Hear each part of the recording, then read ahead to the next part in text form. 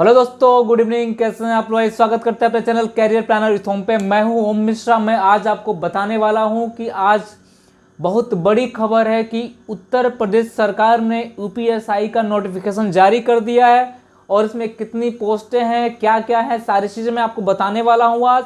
और मैं आपको बताने वाला हूँ ये भी कि कैसे पढ़ना है, क्या करना है, सारी चीज़ें मैं आज डिस्कस करने वाला हूँ। अगर आप फॉर्म भरना चाहते हैं तो पूरा का पूरा वीडियो देख लीजिए, इसके बाद फॉर्म भरने जाइएगा। पूरा का पूरा नॉलेज आपके पास होना चाहिए कि आपकी एलिजिबिलिटी है कि नहीं है फॉर्म भरने के लिए, आप अपीयर हो सकते हो कि नहीं हो सकते हो, यानी आप अपीयर होगे तो क्या करोगे, आपको पढ़ना क्या है, ये सारी चीज़ें मैं बताने वाला हूँ आज की क्लास में। और आज पूरा मैं आपको पूरा डिस्क्राइब करने वाला हूँ, पूरा का पूरा कह सकते हैं कि यूपीएसआई की जितनी वैकेंसी, सारी चीज़ें मैं बताने वाला हूं कि क्या एलिजिबिलिटी है आपकी। जैसे कि देख लीजिए, आपके सामने मैंने पूरा का पूरा उतार दिया है। यूपीएसआई यानी दरोगा, बहुत दिनों से इंतजार था यूपीएसआई दरोगा का, यानी दरोगा कब आने वाला, यूपीएसआई कब आने वाला, यूपीएसआई कब आने वाला। 2015 के बाद अब 2021 में आई है दरोगा की वैकेंसी। बीच में नोटिफिकेशन तो आई थी लेकिन चीज़ें नहीं हो पाई, तो यूपीएसआई की जो वैकेंसी है, दरोगा की वैकेंसी आ गई अब आपके सामने। मुझे क्या क्या पढ़ना है, क्या क्या देखना है इसमें, और इसकी जो एलिजिबिलिटी है फॉर्म भरने की क्या होगी। देखिए, मैंने कहा ये जो होगी टोटल पोस्ट कितना है मेरे भाई, टोटल पोस्ट 9027 है। यानी केवल दरोगा के लिए टोटल पोस्ट कितनी है, 9027 है। यानी 9027 पोस्ट के लिए एलिजिबल होंगे हम लोग, यानी 9027 पोस्ट जो होंगे दरोगा के लिए एलिजिबल किया गया है। कितने पोस्ट खाली हैं उत्तर प्रदेश सरकार के द्वारा। अब इसमें जनरल की बात करते हैं तो जनरल में जो है, जनरल कैटेगरी में अगर यूपीएसआई की बात करते हैं, जनरल कैटेगरी में 3613 पोस्ट हैं। कितने पोस्ट हैं जनरल कैटेगरी में? 3613 पोस्ट हैं। ईडब्ल्यूएस जो सर्टिफिकेट बन रहा है, जैसे आप 10% जो छूट मिल रही थी उसके लिए जिनके पास है उनके लिए 902 पोस्ट एक्स्ट्रा मिल जा रहा है। ओबीसी के लिए 2437 पोस्ट है, एससी के लिए 1895 पोस्ट है, एसटी के लिए 80 पोस्ट है। इसकी एलिजिबिलिटी क्या है भाई, बैचलर डिग्री। यानी आप कहीं से बीए, बीएससी, बीकॉम, बीफार्मा कुछ भी किए हो, यानी किसी भी यूनिवर्सिटी से आप, यानी मान्यता प्राप्त यूनिवर्सिटी से आपका ग्रेजुएशन होना चाहिए, ग्रेजुएशन की डिग्री आपके पास होनी चाहिए। उसके बाद इसी में प्लाटून कमांडर का फॉर्म आया हुआ है, ध्यान रखिएगा, प्लाटून कमांडर का भी फॉर्म आया हुआ है। इसकी सीट भी आई है। प्लाटून कमांडर की सीट जनरल की कितनी, 194, यानी कुल सीट कितनी है, 484। सोचिए, 9027 पोस्ट दरोगा के लिए, 484 पोस्ट है प्लाटून कमांडर के लिए, जिसमें जनरल की पोस्ट 194। आप ईडब्ल्यूएस वाले कितने होंगे, 48। ओबीसी वाले कितने होंगे, 131। एससी वाले 101 हो जाएंगे। एसटी वाले कितने हो जाएंगे। इसकी भी डिग्री बैचलर डिग्री मांगी हुई है कि आप कहीं से बीए, बीएससी किए हो तो आप भर सकते हो। यानी इंटर पास आउट होने के बाद अगला जो डिग्री है आप लिए हो तो आप क्या कर सकते हो, भर सकते हो। किसी भी मान्यता प्राप्त विश्वविद्यालय से, अगर आप, चाहे वो प्राइवेट हो चाहे गवर्नमेंट हो, कोई फर्क नहीं पड़ता है, लेकिन मान्यता यूजीसी से क्या हो, मान्यता प्राप्त हो, तो उससे आप फॉर्म भर सकते हो। उसके बाद हमने कहा कि फायर अफसर का भी पोस्ट आया हुआ है, 23 पोस्ट है फायर अफसर का। हमने कहा 23 पोस्ट है। जनरल के कितने पोस्ट हैं, 10। इसमें ईडब्ल्यूएस वाले कितने हैं, 2। ओबीसी वाले कितने हैं, 6। और आपके एससी वाले 5। और एसटी वाले कितने हो गए, 0। एसटी का कोई भी पोस्ट नहीं है।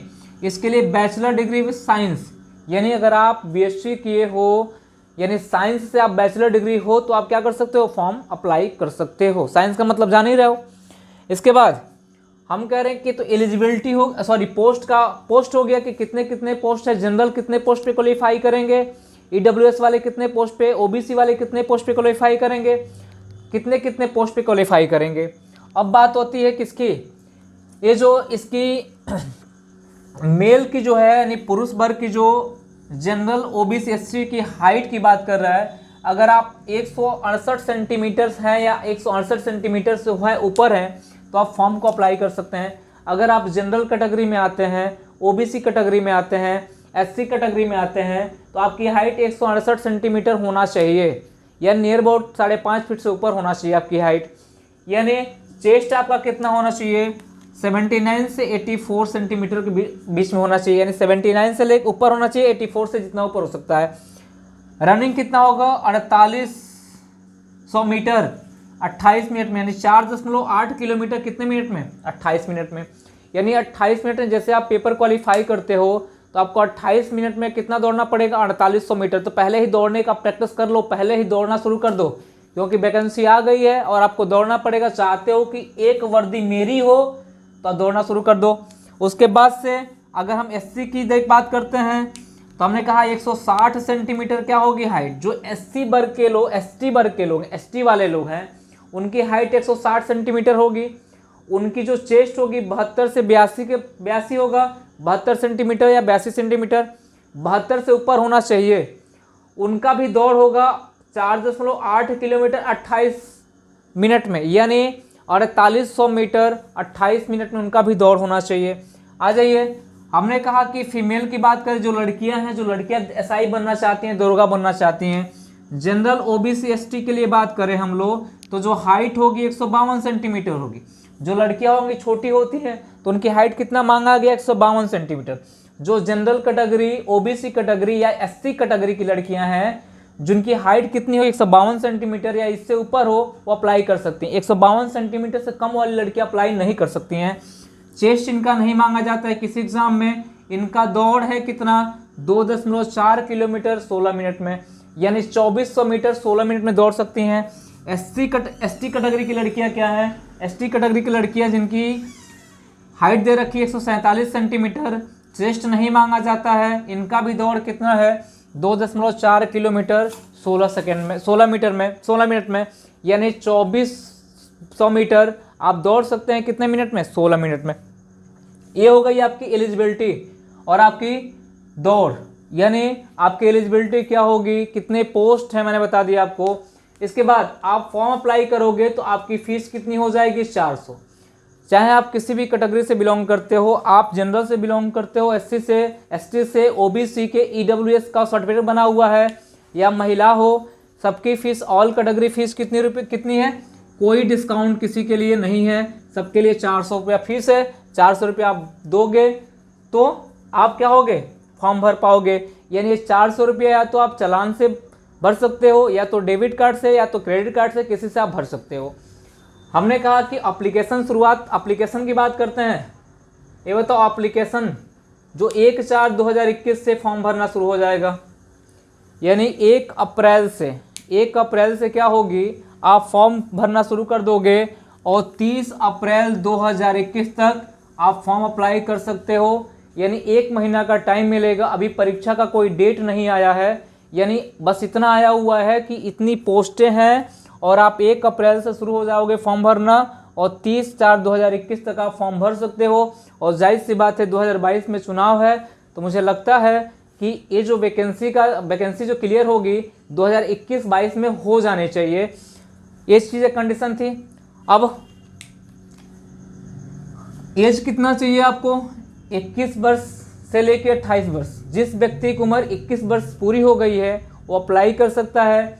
जिस व्यक्ति की उम्र 28 वर्ष तक है वो अप्लाई कर सकता है। 28 वर्ष जैसे बीता अप्लाई नहीं कर सकता। 21 से 28 उम्र है, यानी जो बंदा 1/7/1993 से और 1/7/2000 के बीच में जन्मा हो, कहाँ से लेके 1/7/1993 टू 1/7/2000 में जन्मा हो, वो फॉर्म अप्लाई कर सकते हैं। अगर आपका डेट 1/7/1993 है तो अप्लाई कर सकते हो। अगर आपका डेट 1/7/2000 है अप्लाई कर सकते हो। अगर आपकी डेट 1/7/1993 है तो आप क्या कर सकते हो, अप्लाई कर सकते हो। एक के पहले अगर हो, मान लो हमने कहा कि 30/6/1993 तो अप्लाई नहीं कर सकते हो। यानी आप एलिजिबल कब हो गए अप्लाई करने के लिए, जब आपका डेट ऑफ बर्थ जो होगा 1/7/1993 से लेकर 1/7/2000 के बीच में हो तो अप्लाई कर सकते हो। इसमें 3 पोस्टें हैं, आपको दिख रहा होगा, यानी दरोगा के लिए स्पेशली है, यूपीएसआई के लिए जिसके लिए परेशान थे उसमें जनरल के लिए 3613 पोस्ट हैं, प्लाटून कमांडर के लिए है और फायर अफसर के लिए है। प्लाटून कमांडर के लिए 484 पोस्ट, फायर अफसर के लिए कितने पोस्ट हैं, 23 पोस्ट हैं। अब सोचिए पूरे का पूरा खाका है आपका कि आप एलिजिबल हो कि नहीं हो, क्या कर रहे हो। और मैं आपको बता दूं कि अगर आप चाहते हो, जो लोग चाहते हैं कि यूपीएसआई की बैच शुरू कर दी जाए, यूपीएसआई की प्रैक्टिस शुरू कर दी जाए हमारे चैनल पे, वो लोग हमको कमेंट करके बता दें कि हाँ सर यूपीएसआई की बैच शुरू कर दीजिए। कमेंट करके बताइए कि हम शुरू कर देंगे। पर डे कम से कम एक सेट, यानी एक सेट में कितने क्वेश्चन होते हैं, 40 क्वेश्चन होते हैं। पर डे एक सेट हम लोग सॉल्व करेंगे। यानी कब तक करेंगे, जब तक हम लोग का एग्ज़ाम ना हो जाए। यानी कोशिश करेंगे कि पर डे सेट हम लोग हल करें, जिससे हमारा रिदम बना रहे। और हम सिलेबस के बारे में भी जानेंगे अगले वीडियो में कि सिलेबस में मुझे क्या क्या स्पेशली पढ़ना है, किन चीज़ों पे ज़्यादा हमको फोकस करना है। क्वेश्चन के साथ साथ हम लोग देखते चलेंगे जितने भी यूपीएसआई एमपीएसआई में पेपर हुए हैं, एसआई के जितने भी प्रैक्टिस पेपर होंगे, एसआई के जितने भी पेपर आज तक हुए हैं, सारे क्वेश्चन कराए जाएंगे आपको इस प्लेटफॉर्म पे। तो अगर आप चाहते हो कि हम आपके साथ बने रहें और आपको प्रैक्टिस कराते रहें, तो हमारे चैनल को सब्सक्राइब कर देना, लाइक कर देना, और जितने भी वीडियो पढ़ते हैं उसको लाइक करते रहना और शेयर करते रहना, जिससे आपको बेहतर चीज़ें मिलती रही।